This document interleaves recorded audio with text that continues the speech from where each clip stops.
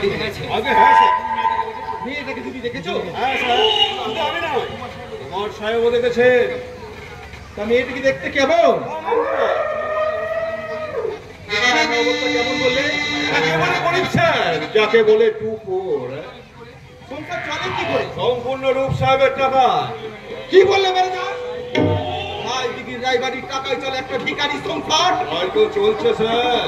না, আমি চলতে দেবো না। রক্ত জল করে গড়ে তুলেছি, যার পিছনে একটা রায় বাহাদুর দুজন অক্লান্ত পরিশ্রম, একটা পয়সা অপচয় হতে দেব না। আর একটা কথা বলুন, শহরে থেকে দিবাকর শ্রমিক ইউনিয়ন করে তুলেছে। কারখানা শ্রমিক অসো তার ইন্ধন যোগাচ্ছে।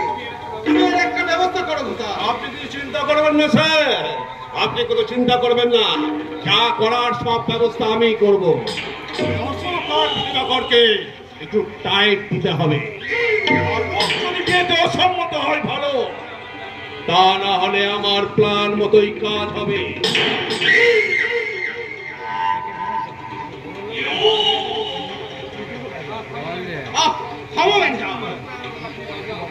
দিবাকরকে পাঠিয়ে দাও, যাও। ঠিক আছে, ঠিক আছে, আমি এখনই যাচ্ছি। দোকান দিকে দিয়ে শুভঙ্কর চাটুর্যকে ডেকে পাঠাও। দিয়েছি স্যার, আপনার দরকার নেই। আমি ওকে আগে থেকে কাজ ছেড়ে রেখেছি এই শুভঙ্কর চাটুর্য এনে বলে। আমার কথা বিশ্বাস না হয় আপনি তাকে জিজ্ঞাসা করবেন আমার কথাগুলো সত্য কি না।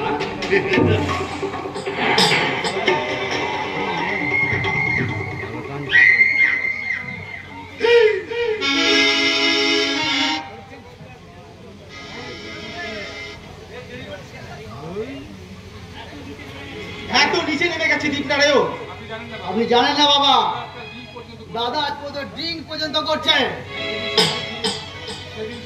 সেদিন শিকারে গিয়ে আমি নিজে চোখকে দেখেছি।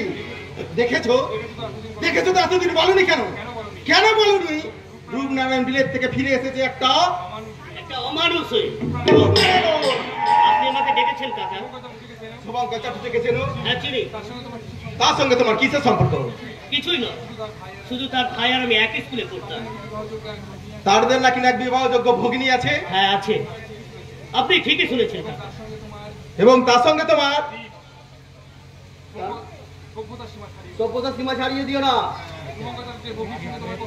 শুভঙ্কর চাটুর্যের ভগ্নির সঙ্গে তোমার কতদিনের পরিচয়? অনেক দিনে। বাবার সঙ্গে যখন আমি প্রথম ওই মন্দির মহলে গেছিলাম, তখন থেকে আমি তাকে চিনি। তুমি নাকি শুভঙ্কর চাটুর্যের সংসার চালাও? মিথ্যে কথা। তুমি শুভঙ্কর চাটুর্যের ভগ্নির সঙ্গে মেলামেশা করো, এ বোধহয় মিথ্যা। না, মিথ্যা না। আমি তাকে ভালোবাসি এবং শুভঙ্কর চাটুর্যের ভগ্নিকে আমি বিয়ে করতে চাই। রূপনারায়ণ, স্বাধীনতা মানুষের জন্মগত অধিকার কাকা। কাকা, আমি বিলেত থেকে ডাক্তারি পাস করে এসেছি। আমার অনুরোধ, তাই আমি আমার এই ব্যক্তি স্বাধীনতাকে হস্তক্ষেপ করবে না। হ্যাঁ, সে ঘুটে ঘুটি মেয়েই হবে, রায়বাড়ির বউ। হ্যাঁ, তুমি ভুলে যাচ্ছ দীপনারায়ণ, এই রায়বাড়ির মেয়েরাও একদিন মাঠে মাঠে গোবর কুড়োতো।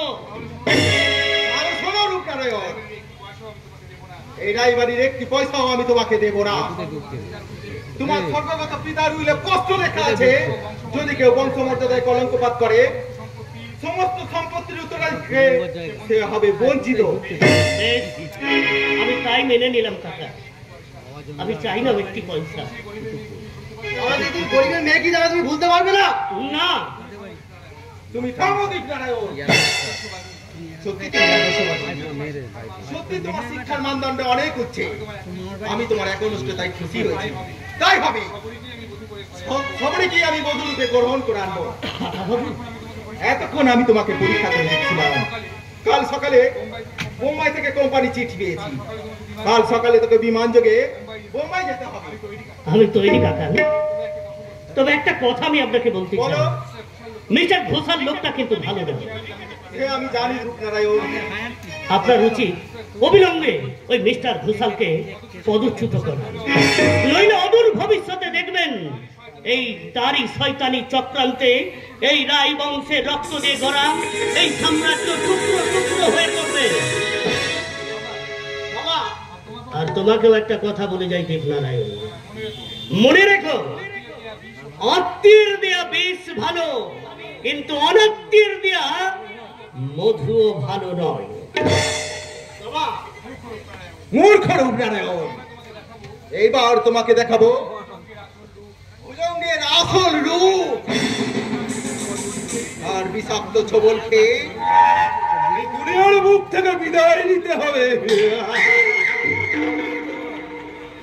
চুপ! বেচারা আছে। আমি শুভঙ্কর চ্যাটার্জি। তোমার নাম শুভঙ্কর? আগে হ্যাঁ। রূপনারায়ণ, কত টাকা তুমি আত্মসাৎ করেছো? এ কথা বলছেন কেন? রূপনারায়ণ তো আমাকে একটি পয়সাও দেয়নি। তোমাকে না দিক, তোমার বোনকে তো দিয়েছে। ছি, ছি, ছি, ছি, ছি, ছি। আবার বোনকে আপনারা ছেড়েন না। সেই কারো একটি পয়সাও খায় না, কারো কাঁচা আলেও সে পা দেয় না। শোনো শোনো শুভঙ্কর, এ কথা আমার না, রূপ সাহেব নিজেই তোমার বোনকে চিঠি লিখেছে। কই কই দেখি। ঘোষাল, পড়ো, ভালো করে পড়ো।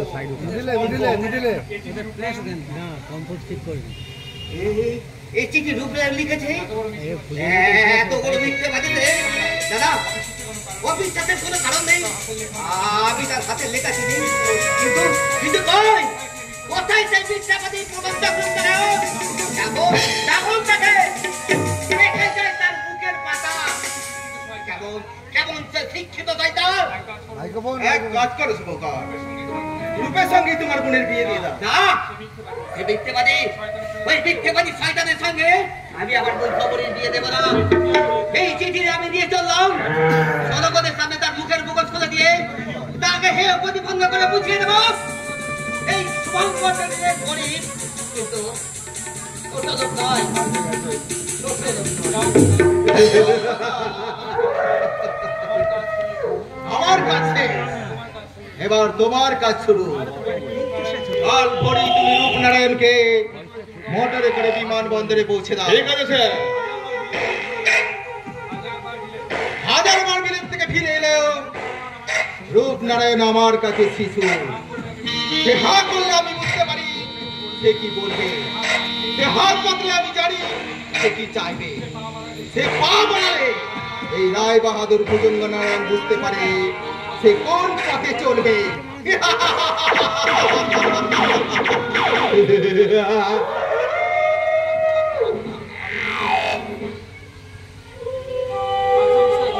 আচ্ছা মিস্টার ঘোষাল, চিঠিখানা কোথা থেকে ম্যানেজ হলো? চাল করেছি। সত্যি আপনি বলুন তো সাহেব। খবরই কি আমি পাবো না?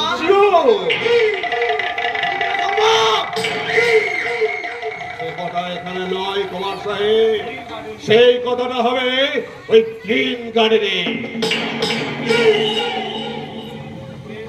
বেশ, তাই হোক। তবে হুঁশিয়ার মিস্টার ঘোষাল, কুমার সাহেব, একটা ভোমরের ডানা মুচকে ভেঙে দেওয়া হলো, আর একটা ভোমর কিন্তু মধু তৃষ্ণায় মাতাল। এই মাতাল ভোমর আমি।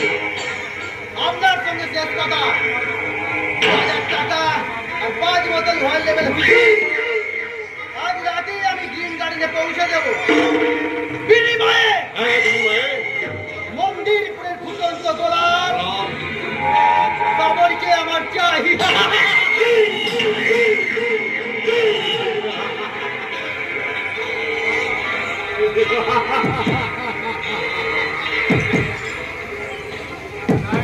রায় বাহাদুর ভুজঙ্গ নারায়ণরা তোমাকে তোমাকে পথের ফকির করে তোমার সমস্ত সম্পত্তি আত্মসাৎ করবো আমি।